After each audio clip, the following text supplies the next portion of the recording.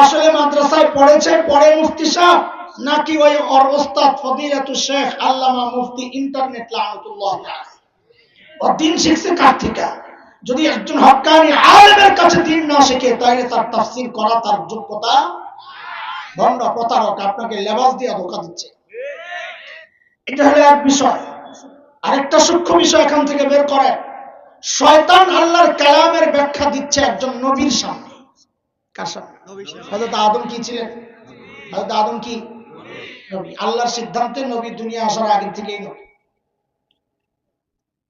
শয়তান আল্লাহর কালামের ব্যাখ্যা দিচ্ছে কার সামনে? বলেন বলেন। তাইলে সিস্টেম দেখা যায় এটা পুরা নতুন না কি, সেটা যে এখন শয়তানের দোসররা দিন আর শরীয়তের ব্যাখ্যা দেয় নবীর ওয়ারিস ওলামাদের সামনে। এখন ডাক্তারের কাছে আলেমের দিন শিখতে হয়, ইঞ্জিনিয়ার কা হুজুর কি বুঝে, হেরাই ভালো বুঝে, সুবহানাল্লাহ, সব হেরাই বুঝে। আরে মুমতাজ তো সিয়াসিত্তার মুহাদ্দিস, মুমতাজ গান গাইতো, ভুলে গেছে? হ্যাঁ বলে সব হাদিসের কিতাব পড়লিস, হুজুররা কি জানে। আমরা অবাক হই না, আপনারা নাউজুবিল্লাহ কোন, আমরা অবাক হই না কেন?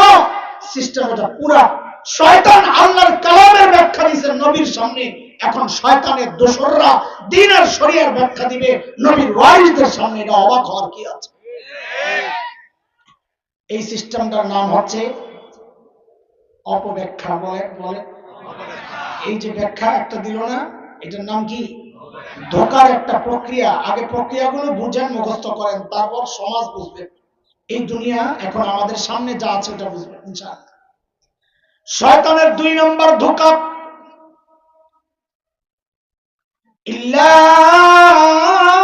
আন তাকুনা মালাকাইন।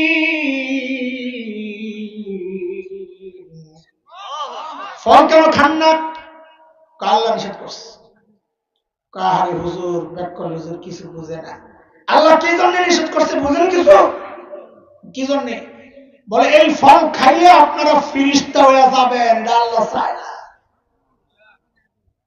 কিন্তু নাউজুবিল্লাহ তো পড়ছেন, ধোঁকাটা কি বুঝালেন? আহলুস সুন্নাহ ওয়াল জামাতের আকীদা হচ্ছে সমস্ত নবীর মর্যাদা সমস্ত ফেরেশতার উপরে।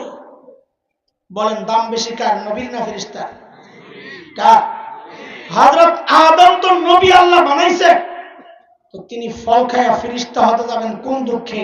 তাহলে আদমকে জিতাইতে চাইতেছে শয়তান না ঠকাইতে? ছোটবেলায় আমার বয়স যখন 6-7, এটা যে এখনো চলে এটা বুঝাইতেছি। ওস্তাদরা বলেন, মুরব্বীরা বলেন, ছোটবেলায় নাকি আমার ব্রেন ছিল খুব সাফ, 1-2 বার পড়লেই সব পারতাম।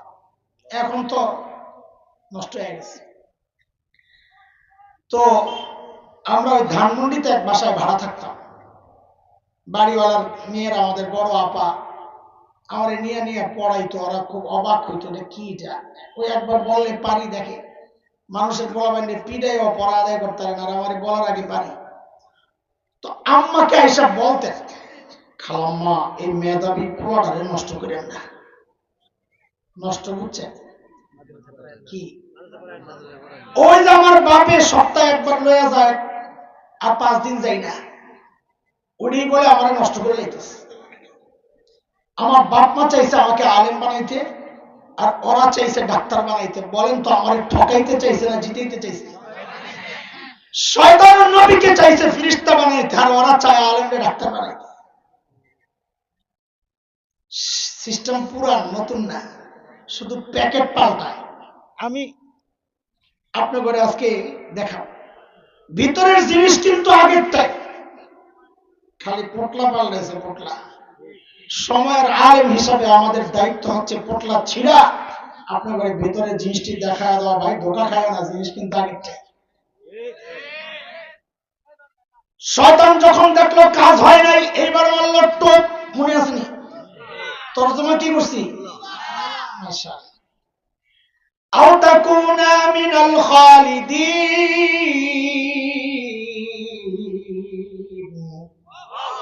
হুজুর ফল কেন খান না? আল্লাহ নিষেধ করছে। কারে হুজুর বুঝে না? আল্লাহ কেন নিষেধ করছে বুঝে? কেন? ফল খাইলে জান্নাতে স্থায়ীভাবে থাকার ব্যবস্থা হয়ে যাবে, এটা আল্লাহ চায় না, আল্লাহ ভাগাইতে চায়।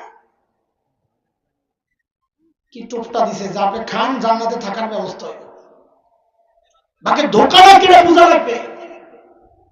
ধোকা হচ্ছে আল্লাহ আদমকে জান্নাতে স্থায়ীভাবে থাকার জন্য বানাইছেন কই পাঠাবেন বলে? বলেন বলেন, জানেন তো আপনারা? যা জানেন ওটা বলেন, কোথায়? আল্লাহ নিজে বলেন, وَإِذْ قَالَ رَبُّكَ لِلْمَلَائِكَةِ إِنِّي جَاعِلٌ فِي الْأَرْضِ خَلِيفَةً, আমি জমিনে পাঠাতে চাই। মানুষকে আল্লাহ বানাইছেন কই পাঠাবেন? কথা বলেন, কথা বলেন। কিন্তু প্রশ্ন একটা থেকে যায়, জমিনে পাঠানোর জন্য বানাইলে হযরত আদমকে আল্লাহ জান্নাত থেকে ঘুরায় কেন আনলেন? তখনই তো জ্ঞানজামটা লেগে গেল। ডাইরেক্ট পাঠায় দিয়ে তার জ্ঞানজাম লাগতো না নাকি? তো কি জন্য পাঠাইছে প্রশ্ন আপনারও জাগে না? যে দুনিয়ায় করোনা চলতেছে, জান্নাত থেকে দুইটা টিকা দিয়ে যান, এই জন্য পাঠাইছিল? কথা কয় না, বিশ্বাস করে নিয়েছে যে এত লম্বা রাস্তার মাঝখানে কিন্তু গ্যাস পান নাই, গ্যাসটা লোড করে লইয়া যান জান্নাত থেকে, এই জন্য পাঠাইছিল? কথা কয় না, অনেকে বিশ্বাস করতেছে। তো কি জন্য পাঠাইছে বুঝেন, বুঝার জিনিস। সূরা তাওবার 111 নম্বর আয়াতে আল্লাহ আমার আর আপনার কাছে জান্নাত বিক্রির প্রস্তাব দিয়েছেন। কিনতে রাজি নি আপনারা? হ্যাঁ হ্যাঁ, কিনতে রাজি? কে কে কিনতে রাজি দেখি তো? আল্লাহু আকবার, মাশাআল্লাহ, সবাই রাজি না? না, কিন্তু এই হুজুররা পেশ লাগাই দিব আপনারা। কি পেশ লাগাবে জানেন? মাসালা দিব, মাসালা ফতুয়া, এই জিনিস না দেখে কিনুন যায় না। পানির নিচে মাছ বিক্রি করা চলবে না। হুজুররা যাই ফতুয়া দেয়, কিন্তু নাস্তিকরা কয় আরো জঘন্য কথা। আমরা নাকি অন্ধবিশ্বাসী, যা শুনি তাই বলে বিশ্বাস করি। আমরা কি অন্ধবিশ্বাসী না বুঝে শুনে বিশ্বাসী? কেমনে বুঝে শুনে বিশ্বাস হইলাম? জান্নাত তো না দেখে কিনার জন্য রেডি হয়ে গেছে। আপনাকে এই ধীরাশ্রমে মেয়েদেরকে বিয়ে দিলে শ্বশুর বাড়ি দেখার জন্য কে যায়? মেয়ে নিজে যায় না গার্জিয়ান যায়?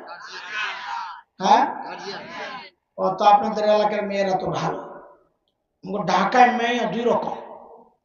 এক মেয়ে হলো মা বাবার বাধ্য সন্তান, ওর সামনে বিয়ের আলোচনা করলে ও লজ্জায় চলে যায় আরেক ঘরে, যায়া কাছাকাছি বয়সের কাউরে পাঠায় দেয়, আম্মা আব্বারে যায় বলো আমার শোনা দরকার নেই, দেখা দরকার নেই, জানা দরকার নেই, ওনাদের দেখাই আমার দেখা। আরেক রকম মায়া আছে শাহবাগের গভীর রাতের স্লোগান কন্যা, পোলাপোর লগে বিড়িটা নেই। ওই মায়ের সামনে যদি কয় তোর বিয়ে ঠিক করতেছি, মায়া কইব আমাকে একটু সময় দাও, আমি আগে একটু খবর নিয়ে নেই আমার সাথে অ্যাডজাস্ট হবে কিনা, আগে যেটার সাথে যোগাযোগ আছে কোনটা ভালো, বেটার অপশনটা আমাকে একটু বেছে নেওয়ার একটু টাইম আমি চাই। আপনাদের জিজ্ঞেস করি, আপনারা মা বাবার বাধ্য সন্তান না অবাধ্য সন্তান? তাই এবার বুঝেন আল্লাহ আদমকে জান্নাত থেকে ঘুরাইয়া কেন আনছেন? যেন কিয়ামত পর্যন্ত নাস্তিক মুরতাদদের জবান বন্ধ হয়ে যায় যে না না, আমরা জান্নাত না দেখে কেনার জন্য রেডি হই নাই, বরং আমরা মা বাবার বাধ্য সন্তান। আমাদের বাবা আদম জান্নাত দেখছেন, আমাদের মা হওয়া জান্নাত দেখছেন, আমাদের আর দেখার দরকার নেই। শয়তান কয় সর্বনাশ, এই মোল্লা তো বহুত কাট্টা মোল্লা, এরে এই সিস্টেমে ধোকা দেওয়া যাবে না, এরে ধোকা দিতে হবে নেক্সট সুরতে। এই জন্যই তো বাংলাদেশে কিছু মানুষ সারা জিন্দেগি এই দাড়িওয়ালার বিরুদ্ধে, আলেমের বিরুদ্ধে, মাদ্রাসা শিক্ষার বিরুদ্ধে, কিন্তু যে নির্বাচন আসে এমন তো কোনো ধোকায় কাম হইব না, তো অবুঝে এই মানুষগুলার দুর্বল জায়গা কোনটা। এই দুর্বল জায়গা টুপি, দুর্বল জায়গা দাড়ি, দুর্বল জায়গা জায়নামাজ, দুর্বল জায়গা তাহাজ্জুদ, ওরা ওইটারই ব্যবহার করে। নির্বাচনের আগে দিয়ে দেখবেন টুপি টাপি লাগায়া পুরা হাসান বসরি, হিজাব লাগায়া রাবেয়া বসরিয়া, সুবহানাল্লাহ, সকালে ঘুম থেকে উঠতে পারে খালি জায়নামাজ খুঁজে পায় না, প্রতি রাতে 80 রাকাত তাহাজ্জুদ, আল্লাহু আকবার। আমার এই বিশ্বে এতদিন আসিল কই, আমি কার কাছে মুড়ি দিই? যে নিয়ত পাল্টামো একটা চিন্তা করতেছি, এর মধ্যে শুনি পিসাব পাওয়া গেছে, এখন কার লগে খেলুন? বুঝেন না কিছু? শয়তানও ওইটা শিখছে তো মূলত শয়তান থেকে।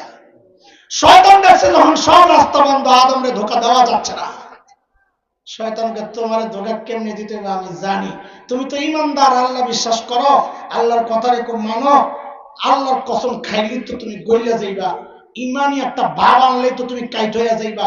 তো শয়তান কি কয় শোনেন, অকাসামাহুমা ইন্নী লাকুমা লামিনান নাসিহিন।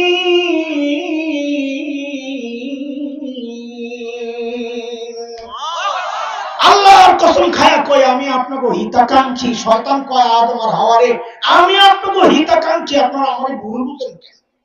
সুবহানাল্লাহ। ভারত যার হিতাকাঙ্ক্ষী হয় এরা শত্রু লাগে না? কথা কর না, কথা কর না। কি হিতাকাঙ্ক্ষী ভাব, পেজ দেই, গরু দেই, কত কিছু দেই, আলু দেই, একটু কিছু এত করে পেজ দেবো না, দিস না, দিস না, পেজ লাগবো না তোকে, পেজ আমার নেত্রী শিখায় গেছে পেজ ছাড়া কেমনে তরকারি খাওয়া যায়। কথা কর না। যেই দেখছে কয়দিন নেই না, এমন বস্তা সামনে কান্দে, কি কান্দেন কেন দাদা, বাংলাদেশিরা পেজ দিলে আমরা খাবো কি? কান্দে দাদা, বলাবে খা ভালো করে, পেজ লাগবো না তোকে পেজ। কাঞ্জুসের গোষ্ঠী এমন না, বাংলাদেশের না নিলে কি হয়েছে আমরা খাইলাম, এই মুরুদ নাই যে কাঞ্জুসের কাঞ্জুস। দুপুরবেলা ভাই গেছে বোনের বাড়িতে বেড়াইতে, কলিং বেল টিপে টিপে খোলে না, বোন দরজা খোলে না দুপুরবেলা। ভাই বুঝছে কাহিনী, জানালার কাছে কয় বোন আমি কিন্তু দুপুরে খেয়ে আসছি। বোন কয় তা আগে বলবি না, আগে খুলে দিতাম দরজা। এই স্বভাব যাদের, এরা পেজ খাইব কি? মানসিকতা কতটা যে নিচু, এদের সাথে না চললে আপনি বুঝবেন। আমি ছিলাম তো লম্বা সময় জন্য জানি রুচি যে কত বাজে। এই জন্য মাঝে মধ্যে বলি, ওই যে ভেসকি মেসকি দেয় না, বাংলাদেশ দখল করে লিখব, বর্ডারের কাছে একটাই মনে আগে পিছন থেকে দুইটা টানে রাখ। আমাকে যেই মানসিকতা খাসরা তোরা, তোকে আরেক দেশ দখল করার মতো উন্নত ওই রকম স্বভাব রুচি নাই। বাংলাদেশ দখল করার আগে নিজেকে হাগার জায়গা ঠিক করে আসছে, এখন ঠিক মতো টয়লেটে যায় না। আরে চোখে দেখা, নিজের চোখে দেখা। কলকাতা থেকে ট্রেনে উঠছি, যাবো উত্তরপ্রদেশ, সাহারানপুর, দেওবন্দ মাদ্রাসায়, 36 ঘন্টার জার্নি। মাশাআল্লাহ, সকালে ফজরের সময় উঠটা জানালার কাছে যাই তো লজ্জায় মুখ ফিরে নিয়েছি। কেন? দেখি যে রেল লাইনের লাইন ধরে ফ্যামিলি প্যাকেজ, কি বুড়া জোয়ান নারী পুরুষ ঘোড়া গাড়া যা আছে, ছোট ছোট বোতল সবটি বয়ে রয়েছে রাস্তার পাশে। বেডিরা ঘুমটানা টাইম না, ইজ্জত রক্ষা করে পিছন দিয়ে খান কাম সারতাস। এই যাদের অবস্থা, এরা বলে আমার দেশ দখল করবে, কত দিন কারবারটা। আমি কই আইও আইও, খেলা হবে, আয়ো না পারলে। অত নিচু মানসিকতা নিয়ে বসবাস করি না। আলহামদুলিল্লাহ, আলহামদুলিল্লাহ।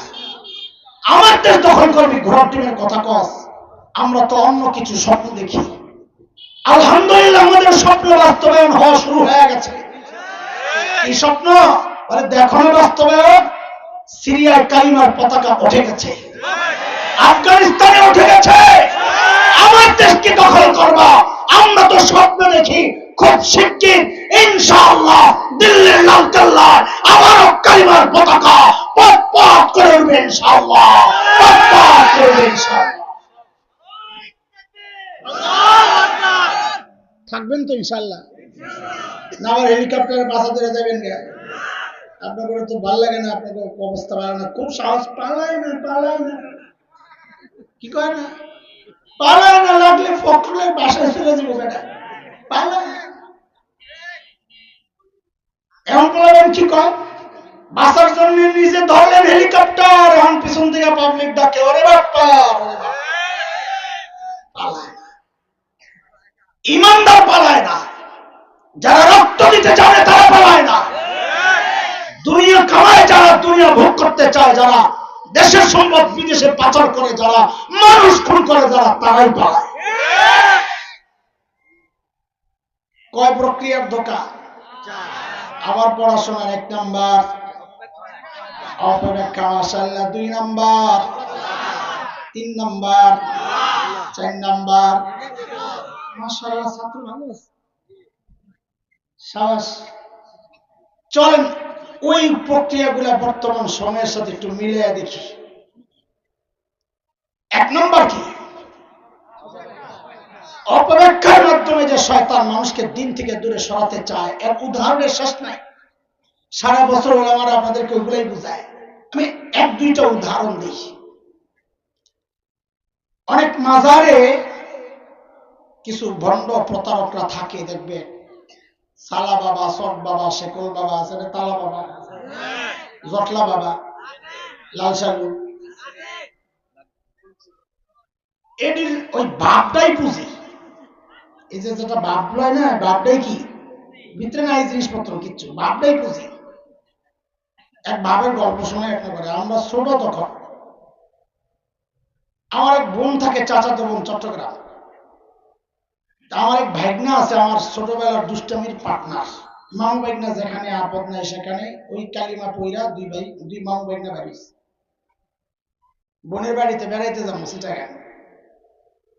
তো যায়া দুলাভাইরে বললাম দুলাভাই বাইজুদ বুস্তামির মাজারে যাও দেখতে ছোট মানুষ তো দুলাভাই ভাই যাইবা যে ওখানে তো সব বাটপার রাখা কিছু নিও না একটা গড়ি দিছিল আব্বা হেফজ শেষ করছিলাম কেসিও গড়ি ওই সময় খুব চলতো ব্যাটারি গড়িটা রাখছি টিয়া পয়সা যা ছিল সব রাখা গেছি মা ভাইটা হাঁটতে হাঁটতে বাইজুদ বুস্তামির মাজার দুলাভাই যদিও হুমকি দিছে ওখানে বহু বাটপার আছে কিন্তু আমরা ডরাই না কারণ আমরা তো সমস্ত বাটপারের গডফাদার শয়তানকে শাসন করা মানুষ শয়তান যদি শাসন না করতে পারতো মাদ্রাসাওয়ালারা তো কোরআন পড়ছে কেমনে দিন শিখছি মানে শয়তানরা লাড়ির উপরে দৌড়ের উপরে রেখে আমরা দিন শিখছি বলে আমরা তো ওই একটা হিম্মত আছে শয়তানের যেটাই করে সাইজ করার যোগ্যতা আমার আছে তো পকেটের মধ্যে হুদায় হাতটা ঢুকাইয়া হাঁটতেছি তুই মান বইটা তো দেখছি দূর থেকে আমার একটা ফলো করছে শেকল বাবা শেকল টেকল ওই যে ভাবটাই ওর সব পুঁজি তো যে কাছাকাছি সামনে আসছে এমন একটা আওয়াজে বলল কি সাধারণ মানুষ এমন একটা ভেস্কি খাইলে তো লগে লগে বেরিয়ে যাওয়ার কথা আমরা তো আগের থেকে জানি যে এমন কিছু হইতে পারে আমরাও প্রিপারেশন নিয়ে রাখছি পাল্টা হামলার কারণ পাল্টা হামলাই হচ্ছে সবচেয়ে বেস্ট ডিফেন্স তাহলে কি কয় ওই যে পকেটে হাত যে ও খালি কইছে দেখ আমি তো পকেট থেকে হাতে ঠাস করে চোখ মুখ গরম করে কতক্ষণ তাকায় দেখা বুঝতেছে আর কি যে আমার সে বড় ভাই আসতে গেছে এই শয়তান গুলারে যদি জিজ্ঞেস করেন নামাজ পড়স না কেন পাক সাফ কেমনে হস এই ময়লা লইয়া নামাজ বুঝা নাই কি বলবে জানেন কোরআন দিয়ে দলিল দিবে ওই যে অপব্যাখ্যা মনে আসেনি দলিল দিবে কি দিয়া কোরআন দিয়া কি বলবে কোরআনে আছে ওয়াবুদ রাব্বাকা হাত্তা ইয়াতিয়াকাল ইয়াকিন ইয়াকিন আসার আগ পর্যন্ত ইবাদত করো রবের সমস্ত মুফাসসির বলে এখানে ইয়াকিন মানে হলো মৃত্যু কি কারণ মৃত্যুর মতো এমন সুনিশ্চিত বিষয় দুনিয়ায় আর কিচ্ছু নাই বহু মানুষ পাওয়া যাবে যারা আল্লাহ মানে না কিন্তু মৃত্যুকে স্বীকার করে ঠিক কিনা তো এই আয়াতের আসল অর্থ হইল আমৃত্যু আল্লাহর গোলামি করা ওরা এই অর্থ কি বানাইছে একিন আসার আগ পর্যন্ত ইবাদত করা আমরা একিন আয়া পড়ছে মোল্লা গায়ে নাই এই জন্য ওরা ইবাদত করে আমরা ইবাদত লাগে না দেখছেন নি কারবার খুব সূক্ষ্ম একটা বিষয় শুনে খেয়াল করেন সব জায়গায় এটা একটা মূল পয়েন্ট যখনই আপনি কাউকে দেখবেন সে নিজেকে নবীর চেয়ে ভালো মনে করতেছে উত্তম মনে করছে তা আপনি বুঝবেন সে শয়তান কারণ সর্বপ্রথম নবীর চেয়ে নিজেকে উত্তম মনে করেছিল শয়তান আল্লাহ যখন আদমকে সিজদা করতে বলেছিলেন ইবলিস কি বলেছিল আনা খায়রুম মিন আমি আদমের চেয়ে উত্তম উত্তম অনুত্তমকে কেন সিজদা করবে বরং আদম আমাকে সিজদা করবে আমি উত্তম তো শয়তান নিজেকে কার চেয়ে উত্তম মনে করেছিল নবীর থেকে। কাজী দুনিয়ায় যাদেরকে আপনারা দেখবেন নিজেকে নবীর থেকে উত্তম মনে করে, আপনি চোখ বন্ধ করে মনে করবেন নাকি যারা বলে আমাদের ইবাদত লাগে না, সে আসলে নবীর চেয়ে নিজেকে উত্তম মনে করছে। কেন? কেন শুনে সূরা মারিয়াম 16 নম্বর পারা, ওই সূরা মারিয়ামে হযরত ঈসা আলাইহিস সালাম নিজের পরিচয় দিচ্ছেন এইভাবে। হযরত ঈসা বলতেছেন কি, ক্বালা ইন্নী আবদুল্লাহ আতানিয়াল কিতাব وجعلني نبيا وجعلني مباركا أينما كنت وأوصاني بالصلاة والزكاة ما دمت حيا। হযরত ঈসা বলেন আমি আল্লাহর বান্দা। তা আপনিও তো আল্লাহর বান্দা, আমিও তো আল্লাহর বান্দা। তো হযরত ঈসা বলেন না, তোমার আমার মধ্যে পার্থক্য আছে কি? আতানিয়াল কিতাব, আল্লাহ আমাকে কিতাব দিয়েছেন। ওয়াজআলানি নবিয়্যা, আল্লাহ আমাকে নবী বানিয়েছেন। ওয়াজআলানি মুবারাকান আইনামা কুনতু, আমি যেখানেই থাকি না কেন ওই জায়গা, ওই পরিবেশ, ওই সব কিছু আল্লাহ বরকতে ভরে দেন। কিন্তু আমাদের মূল পয়েন্ট হলো এটা, হযরত ঈসা বলছেন ওয়া আওসানি বিসসালাতি ওয়াজ যাকাতি মা দুমতু হাইয়া, আল্লাহ আমাকে নির্দেশ দিয়েছেন আমি যেন যতদিন হায়াত আছে মৃত্যু পর্যন্ত আমি যেন সালাত আদায় করি, নামাজ আদায় করি, যাকাত প্রদান করি। নবীকে আল্লাহ বলছেন মৃত্যু পর্যন্ত ইবাদত করা লাগবে। কাজে যারা বলবে আমাদের ইবাদত লাগে না, বুঝতে হবে সে নিজেকে নবী ঈসার চেয়ে শ্রেষ্ঠ মনে করছে। তার মানে যারা নিজেকে নবীর চেয়ে শ্রেষ্ঠ মনে করে তারা কি? তাহলে এই সমস্ত ভণ্ডগুলা কি? জোরে কর, জোরে কর। যারা বলবে আমাদের ইবাদত লাগে না, আপনি চোখ বন্ধ করে বলবেন রাস্তা একটা শয়তান, কাঁচা শয়তান, বড় শয়তান।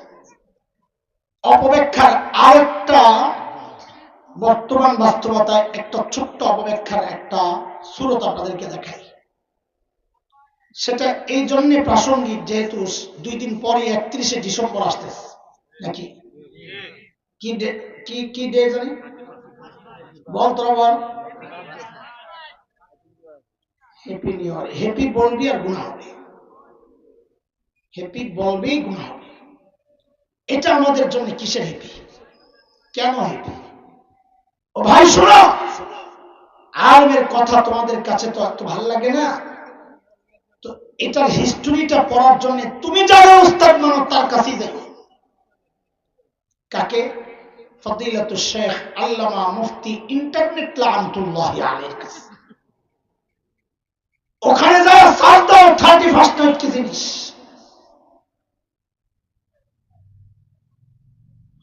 কি দিয়া সার্চ দিবা, কি লিখবা, তা আমি সূত্র দিয়ে দিই। ওখানে যায় লিখবা জানুস। যুবক খেয়াল করো, কি লিখবা?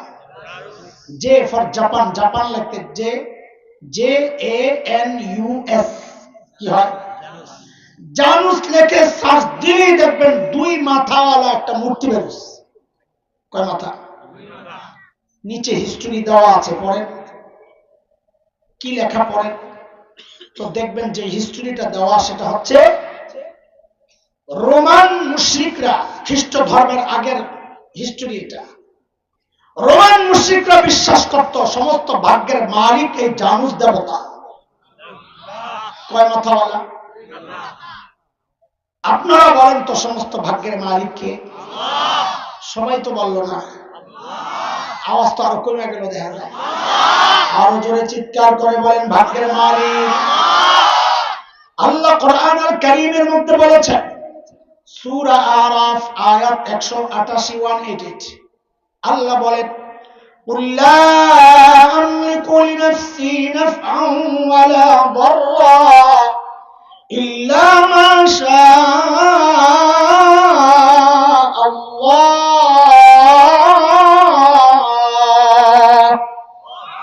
বলেন সব ভাগ্যের মালিক কে বলছেন? কে বলছেন এটা? আর মুশরিকরা কয়, রোমান মুশরিকরা বলে ভাগ্যের মালিক জানুস দেবতা। এই যুবক কি করছ একটু শোন। রোমান মুশরিকরা কি করত? ওই যে জানুস দেবতার মুখ কয়টা? একটা পেছনের দিকে, একটা সামনের দিকে। 31 ডিসেম্বর রাত 12টার আগ মুহূর্তে ওরা ওই পিছনের মুখের কাছে যায়া শুকরিয়া আদায় করত, কৃতজ্ঞতা। কেন? ওদের বিশ্বাস এই যে বিগত বছর ভালো ছিল এই পিছনের মুখের বরকতে। নাউজুবিল্লাহ, বাড়ি যায় হয় কি দরকার? যেই রাত 12টা বাজত ওরা সামনের মুখের কাছে চলে যেত। আগে করতে শুকরিয়া, কৃতজ্ঞতা, 12টার পর সামনের মুখের কাছে যাওয়া করত প্রার্থনা। ওই প্রথম মুখের কাছে, শুরুর মুখের দিকে, সামনের মুখের কাছে কিসের প্রার্থনা? যেহেতু ওরা বিশ্বাস করে জানুস দেবতা আমার ভাগ্যের মালিক, তো প্রার্থনা করত, ও দেবতা আমার আগামী বছরটা যেন মঙ্গলের যায়, ভাগ্য ভালো যায়, এটা তোমার কৃপায় সম্ভব, আমি তোমার কৃপা দয়া চাই, এই প্রার্থনা করত। ওহ মুসলমানের সন্তানেরা, এটা তো মুশরিকদের একটা কৃষ্টি কালচার, একটা উৎসব, একটা উদযাপন। তুমি মুসলমানের সন্তান হইয়া তুমি কেন তাদের সাথে যায় লাফাও? তুমি কি করে এটাকে হ্যাপি বলো, আনন্দের বলো, উৎসবের বলো? আল্লাহর কসম, তুমি যদি বুঝে শুনে এর পরেও যাও তা আসলে ওদের সাথে করতে হবে। না না, যাওয়া যাবে না। প্রতিজ্ঞা করো এইবারের 31 ডিসেম্বরের উৎসবকে তালাক। আরে ঠিক তো, আমি তালাক দিলাম, তুই ঠিক করে কি তুইও কর তালাক। আরো জোরে তালাক, তালাক, কয় তালাক? জীবনে যত বছর আইব প্রতি বছর তালাক। 3 তালাক তো এটা দেয় বউরে, এটা দিবি প্রত্যেক বছর তালাক। বলে আল্লাহরে বলেন, আল্লাহ আমরা এর সাথে নাই, বল আমরা এর সাথে নাই। ঠিক আছে ইনশাআল্লাহ, কোন উৎসবে আমরা যাবো না ইনশাআল্লাহ। সেটা গানের হোক, সেটা পটকা ফোটানো হোক, সেটা বোতল মারা হোক, বন্ধু বান্ধব নিয়ে আড্ডা দেওয়া হোক, হই হুল্লোড় করা হোক, চিৎকার চেঁচামেচি করা হোক, রাত জাগা হোক, 31 ডিসেম্বর কেন্দ্রিক কোন প্রোগ্রামের সাথে মুসলমানের সন্তান যোগ দিতে পারে না, পারে না, পারে না। ঠিক আছে কথা? অপব্যাখ্যা, অপপ্রচার, অপব্যাখ্যা প্রথমটা। এটা তো হইল আরেক ধর্মের কৃষ্টি কালচার, আরেক দেশের। কিন্তু বাংলাদেশের কয়েক বছর থেকে, বিগত কয়েক দশক থেকে এক বয়ান চলতেছে, সেটা হইল বাঙালি চেতনার বয়ান। এটা আরেক অপব্যাখ্যা। নাম দেয় বাঙালি চেতনা, এটা হচ্ছে শয়তানের একটা নতুন প্যাকেট। ভেতরে পুরান জিনিস শিরক। বলে ভিতরে, ভিতরে পুরান জিনিস, শয়তানের টার্গেট শিরক করানো, ভিতরে পুরান জিনিস শিরক। কেমনে শিরিক কি হুজুর বুঝি না তো, কিছু না বুঝানোর জন্যই তো আমরা জানগা তং করে ভালাই আরেকবারের লোকে। পাগড়ি দেখে কাইতে গেছেন, মনে করছেন বড় হুজুর, আসলে মূর্খ। মূর্খ পাগড়ি বসছে, জুব্বা বসছে, বয়ান দিতেছে, মনে করছে এই হুজুরের চেয়ে ওই হুজুরের চেয়ে আর আবার 3 দিন লাগাইছে, এখন বড় মুফতি সাহেব। সিল্লা একটা দিছে, এখন বড় মুফতি সাহেব। আর এই যে মানুষগুলো বছরকে বছর আলেমের কাছে পড়লো, তার কথা তোমার কাছে গ্রহণযোগ্য মনে হয় না। ও হইল ধোঁকাবাজ, তুমি হইলা বোকা। আলেম থেকে বিচ্ছিন্ন হইলে এই সমস্ত ফিতনা থেকে বাঁচা যাবে না দোস্ত। আর এজন্য সমস্ত ফিতনাবাজ, সমস্ত ধোঁকাবাজ, সমস্ত প্রতারক, সমস্ত বাতিলের প্রথম টার্গেট এই আলেমরা। কারণ ওরা জানে, আলেমরা সব জানে, আমারে ফাঁসায় দিব, ধরায় দিব। এগুলো যদি এই বেটাকে সম্পর্ক থাকে, আমি তো সাধারণ মানুষকে ধোঁকা দিতে পারবো না। এই জন্য সমস্ত বাতিলের টার্গেট হচ্ছে ওলামা ইকরাম। পয়লা বৈশাখেও আমাকে আপনাকে দিয়ে এক নতুন বয়ান দিয়া, অপব্যাখ্যার বয়ান, নাম দিছে বাঙালি চেতনা, আসলে ভিতরে বলে না। আমি 2টা উদাহরণ দিই, তাইলে বুঝবেন। সকালে বৈশাখকে বরণ করা হয় রমনা বটমূলে, জুয়ানদের জানার কথা। গান একটা গায় রবীন্দ্রনাথের, এসো হে বৈশাখ এসো করে, যে একটা লাইন শুধু আপনাকে শোনাই, এরপরে যদি বিবেক থাকে তো জান যায়, আমাদের দায়িত্ব পৌঁছায় দেওয়া, পৌঁছায়। রবীন্দ্রনাথের ওই গানের একটা লাইন হচ্ছে, অগ্নিস্থানে সূচি হোক ধরা, বৈশাখকে ডাকছে। সে প্রকৃতির পূজা করত রবীন্দ্রনাথ, বৈশাখ তার পূজার একটা বিষয় আইটেম। তো সেই তার দেবদেবীকে ডাকছে, আসো আসো তোমরা। কি করবা? অগ্নিস্থানে তোমরা আসলে অগ্নিস্থানে সূচি হোক ধরা, এটা তার প্রত্যাশা। অগ্নি আগুন স্নান গোসল সূচি পবিত্র ধরা পৃথিবী হোক হোক, তোমরা আসলে আগুন দিয়া পোড়াইয়া এই পৃথিবীকে পবিত্র করা হোক। ও মুসলমান, আগুন দিয়া পোড়াইয়া পবিত্রের এই যে বিশ্বাস, এটা মুসলমানের বিশ্বাস, তারা হিন্দুদের বিশ্বাস।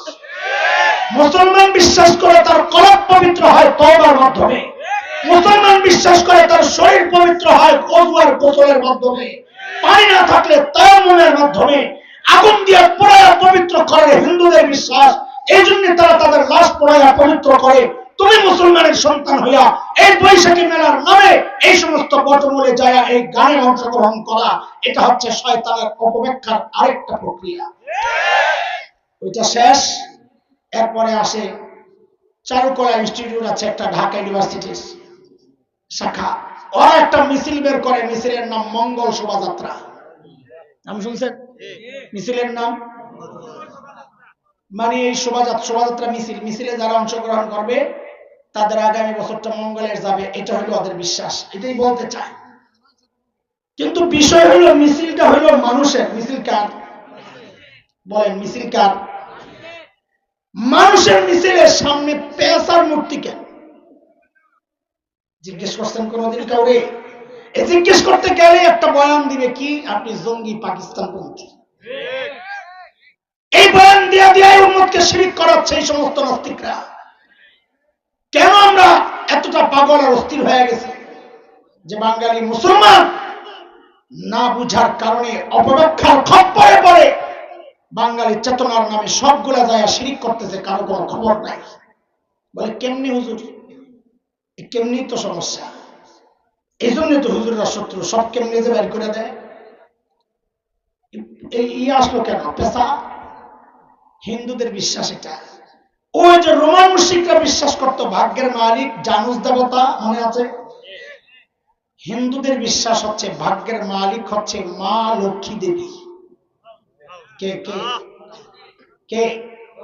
লক্ষ্মী দেবী। এটা আপনারাও মাঝে মাঝে কয়ালাম, বিরত থাকবেন একটু ভালো কিছু। আমার লক্ষ্মী মা, এটা আমার লক্ষ্মী বাবা।